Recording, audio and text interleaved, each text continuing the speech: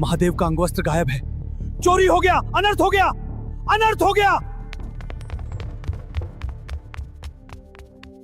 लेकिन इस रहस्य की शुरुआत हुई थी कुछ रात पहले काशी की इन्हीं गलियों में एक छोटी सी पान की दुकान से।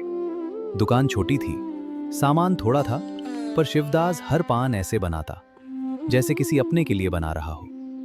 महादेव, आपके लिए तो दुनिया भर के भोग लगते हैं, लेकिन कभी मेरे हाथ का साधारण पान भी खा लीजिए, बस मेरी जिंदगी सफल हो जाएगी। अरे शिवदास, तू भी कैसा पागल है? कैलाशपति तेरी टूटी फूटी दुकान पर आएंगे?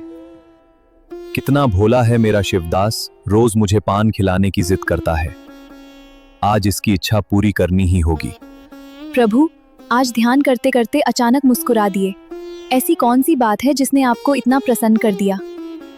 काशी में मेरा एक भक्त है शिवदास, न धन मांगता है न सुख, बस रोज जिद करता है, भोलेनाथ एक बार मेरे हाथ का पान खा लीजिए। क्यों नंदी, तो फिर चलें काशी। आज देखते हैं हमारे भक्त के पान में कितना प्रेम मिला है। और उसी रात अपने भक्त की छोटी सी इच्छा पूरी करने महादेव नंदी के साथ साधारण यात्री बनकर काशी की गलियों में उतर आए। जी कौन? भैया, दुकान बंद तो नहीं हुई? अगर हो सके तो हमें एक एक पान मिल जाएगा। वाह, पान तो बहुत खाए हैं, पर ऐसा स्वाद बहुत समय बाद मिला। लगता है इसमें सामान से ज्यादा प्रेम मिलाया है।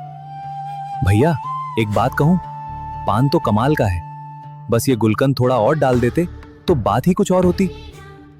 अरे पैसे तो लिए ही नहीं। भाइयों सुनिए, पान के पैसे तो देते जाइए। अरे कहाँ गए? लेकिन बात यहीं खत्म नहीं हुई। अगली रात वे दोनों फिर आए, फिर अगली रात भी, और देखते ही देखते वे शिवदास के अपने से बन गए। ये दोनों रोज आधी रात को आते हैं, पान खाते हैं और चले जाते हैं, लेकिन शिवदास इनसे पैसे कभी नहीं लेता। बेटा, मेहमान समझकर खिलाना अच्छी बात है, पर दुकान भी तो चलानी है। आज आए तो पैसे जरूर मांगना, नहीं हो तो कुछ गिरवी रख लेना। अरे भाइयों जरा रुकिए, आज पान के पैसे भी देते जाइए, दुकान चलानी है ना। पैसे? आज तो हमारे पास धन है ही नहीं। अगर तुम्हें कोई आपत्ति ना हो तो कल दे जाएं। कल? हाँ दे देना, पर वो भैरव बाबा ने कहा था पैसे ना हो तो कोई चीज गिरवी रख लेनी चाहिए। तो फिर ये अंगवस्त्र रख लो, कल हम पैसे देकर इसे वापस ले जाएंगे। अब तो हिसाब बराबर। लेकिन शिवदास को क्या पता था, जिस कपड़े को उसने गिरवी रखा था उसकी तलाश में पूरी काशी निकल चुकी थी। वो अंगवस्त्र वही है, महादेव का अंगवस्त्र। उस सुबह मंदिर में एक अजीब घटना हुई थी। सोने के आभूषण वहीं थे, पूजा के पात्र भी सुरक्षित थे, गायब था तो बस महादेव का अंगवस्त्र। महाराज, मंदिर में और कुछ भी गायब नहीं है, सोना चांदी सब सुरक्षित है, लेकिन महादेव का अंगवस्त्र कहीं नहीं मिल रहा। सेनापति, अपने सैनिकों को अलग अलग टोलियों में बांट दो, काशी की हर गली हर घाट छान मारो। महादेव का अंगवस्त्र आज ही मिलना चाहिए। राजा का आदेश मिलते ही तलाश शुरू हो गई। घाट से गलियों तक, मंदिरों से बाजारों तक महादेव के अंगवस्त्र की खोज में पूरी काशी निकल पड़ी।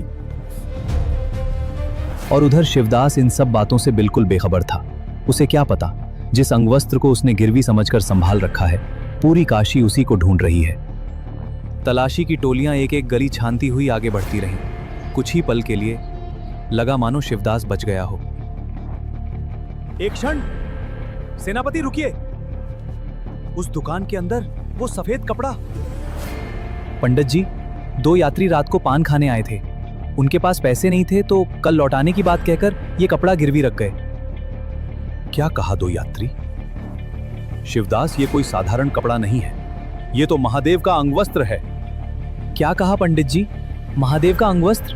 पर ये तो उन्होंने खुद अपने हाथों से मुझे दिया था, फिर ये महादेव का कैसे हो सकता है? मंदिर का अंगवस्त्र इसकी दुकान में मिला है तो चोर भी यही होगा। नहीं, मैंने चोरी नहीं की, वो दोनों खुद ये कपड़ा मुझे देकर गए थे, मैं सच कह रहा हूं। बस बिना सच जाने किसी को चोर मत कहो। शिवदास, अगर तुमने चोरी नहीं की तो बताओ वे दोनों कौन थे? महाराज, मैंने तो उनका नाम भी नहीं पूछा। रुको, शिवदास सच कह रहा है। उसने महादेव का अंगवस्त्र नहीं चुराया। क्योंकि कल रात स्वयं महादेव मेरे स्वप्न में आए थे। उन्होंने मुझे सब कुछ बता दिया था। भैरवदास जिस अंगवस्त्र की तलाश में कल काशी व्याकुल होगी, उसे किसी ने चुराया नहीं है। हम स्वयं अपने भक्त शिवदास के पास वह अंगवस्त्र छोड़कर आए हैं। उसने हमारी सेवा एक साधारण अतिथि समझकर की थी। हे महादेव, तो वो यात्री आप थे और मैं आपको पहचान भी नहीं पाया। महाराज, मैंने तो महादेव से भी पान के पैसे मांग लिए। नहीं शिवदास, महादेव पान खाने नहीं, तुम्हारी भक्ति स्वीकार करने आए थे। उस दिन से महादेव को शिवदास का पान भोग में चढ़ाया जाने लगा, क्योंकि भगवान भोग नहीं भक्त का भाव देखते हैं। बोलिए हर हर महादेव।